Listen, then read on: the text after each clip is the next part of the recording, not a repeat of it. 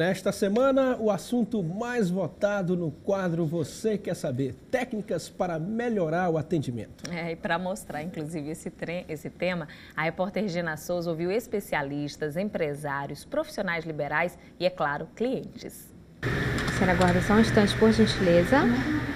O trabalho de recepcionista de hotel exige de Andréia muitas habilidades, que vão desde conhecimento, boas maneiras ao tratar, a suavidade da voz ao lidar com o público, quer pessoalmente, quer pelo telefone. A voz de quem atende sempre deve ser uma voz muito suave, né, e muito certeira. Eu acho que, além do tom, a pessoa também deve se preocupar em identificar a necessidade daquele cliente. Se você consegue identificar, você consegue atendê-lo bem. Mas com certeza a voz também é um diferencial, né? Onde você passa para o hóspede tranquilidade, você passa a conhecer o que você está informando. É vender um produto, um serviço, uma imagem. Convencer um cliente a fechar um negócio não é tarefa fácil. A arquiteta Iramaia Rabelo vende ideias, serviços, transforma os desejos de um ambiente aconchegante em realidade. Encontrou o ponto de equilíbrio nessa relação com a clientela. Entender, né, e conseguir transformar, que é o grande objetivo do arquiteto, né? Ele pode entender, mas ele tem que realmente conseguir transformar esse desejo do cliente. E aí que está o nosso trunfo, conseguir que o meu cliente fique realizado e satisfeito. Que a partir desse momento ele é um ponto de indicação do meu trabalho. Então essa comunicação perfeita vai resultar em um projeto também perfeito. A jornalista Maria Regina se especializou em assessoria de imprensa. O papel dela é zelar pela imagem de seus clientes no mercado. Mas antes, ela precisou cuidar da própria imagem profissional para conquistar espaço. Se você não tem uma postura profissional, com ética, responsabilidade, compromisso com o seu trabalho, você, consequentemente, está levando a imagem do seu cliente da mesma forma, né? Negativa. Existem regras básicas nesta questão do atendimento. Por exemplo, é fundamental que você conheça. Tenha uma visão clara do perfil do seu cliente. Saiba o que ele quer, quais suas necessidades, seus desejos.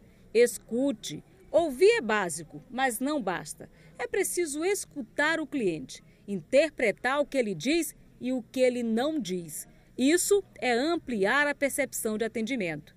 Seja maleável. Há clientes que gostam de falar, outros de ouvir e ainda aqueles que querem experimentar. Aí é ficar atento às características de cada cliente para agir de acordo com o perfil de cada um. Aprimore-se. Está atualizado é necessidade de todo profissional. Faça curso, leia, faça a sua autoavaliação. Isso ajuda. Ter postura é fundamental. Muitas vezes o cliente se encanta nem tanto pelo produto que foi oferecido, mas pela forma como foi atendido. Por isso, simpatia, cordialidade, postura positiva, segurança diante do cliente podem fazer muita diferença. Eu gosto quando é um profissional que entende daquele produto, das funcionalidades, do material que foi feito o produto, da maneira, das cores, né, que foi colocada naquele produto, por que aquela cor.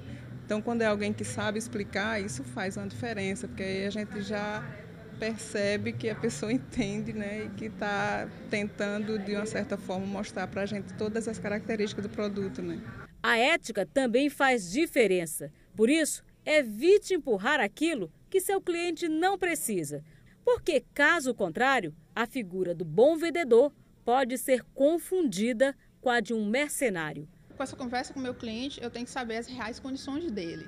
E para poder fazer um projeto ideal, né, e fiel a ele, eu vou trabalhar em cima das condições dele. Não adianta eu fazer uma casa com 5 quartos belíssimos, só mora um casal. Ele não vai usar, vai ficar frustrado e não vai obedecer realmente aquela regra e satisfazer o desejo do cliente. Márcia é responsável pelo setor de recursos humanos do hotel onde Andréia, que mostramos lá no início da reportagem, trabalha. Ela é também psicóloga e tem dicas importantes. O que passa mais é a credibilidade. Como é que você trata as pessoas? Se você olha para ele, se você passa confiança, né? Como é que é essa relação com o seu cliente. E isso é importante, né? Qual é a imagem que você está vendendo? De relaxado, de que não cumpre prazo, ou você está querendo passar uma imagem que as pessoas queiram sempre te procurar? Então, se você cuida da sua imagem, com certeza você vai ter muito mais sucesso na hora de vender qualquer tipo de produto. Se você é garçom ou quer ser, preste atenção nestas dicas. Elas podem fazer diferença na sua profissão. Na realidade, o que é fundamental no atendimento é atender o cliente como ele gostaria de ser atendido. Existe um mito de que o bom atendimento é atender as pessoas como a gente gostaria de ser atendido, e as pessoas são diferentes, existem características diferentes, expectativas diferentes. Então, entender o público, isso é possível com um bom processo de empatia. Se colocar no lugar do cliente, entender como ele quer ser atendido e o que ele gostaria realmente de ter como produto e como serviço. Essa é a principal magia do bom atendimento. E um administrador e professor universitário está lançando em todo o país a campanha Atenda Bem, Você Faz a Diferença. O objetivo é mudar o atendimento no Brasil. E é com ele que nós vamos conversar agora, o professor de administração e autor do livro 55 Maneiras de Matar o Seu Cliente no Atendimento, o professor Clésio Amorim. Professor, bom dia. Bom dia. Professor, a primeira pergunta é da Fátima Santos. Ela quer saber o seguinte: como deve ser a abordagem se eu não sei como é o cliente? Soares, a primeira coisa é identificar o cliente. Então, e essa identificação, ela parte das 4 fases que eu julgo muito importante do atendimento. A primeira fase é você receber o cliente. E você percebe hoje nesse livro, 55 Maneiras de Matar o Seu Cliente no Atendimento, que os clientes não são recebidos. Na realidade, são eles que chegam ao empreendimento e procuram os vendedores. Então, nesse ponto aí, já começa o primeiro, eu diria, crime do atendimento, que é a recepção do cliente. Isso acontece muito por várias distrações. Por exemplo, eu falo muito, cuidado com os celulares. Ele é o coautor do crime. Você chega, as pessoas estão passando mensagem e eu tenho apenas entre 3 e 8 segundos para causar a primeira impressão. Se eu não causei uma boa impressão, como foi colocado nas entrevistas, eu já começo a matar o meu cliente. A segunda fase do atendimento é você identificar as necessidades do cliente. Se eu não identifico a necessidade, como eu vou sintonizar ao longo do processo de apresentação do produto essa necessidade dele? Então, para identificar a necessidade, eu preciso primeiro parar de falar e escutar o meu cliente. Então é muito grave isso, até passar para a terceira fase, que é a apresentação do produto propriamente dito.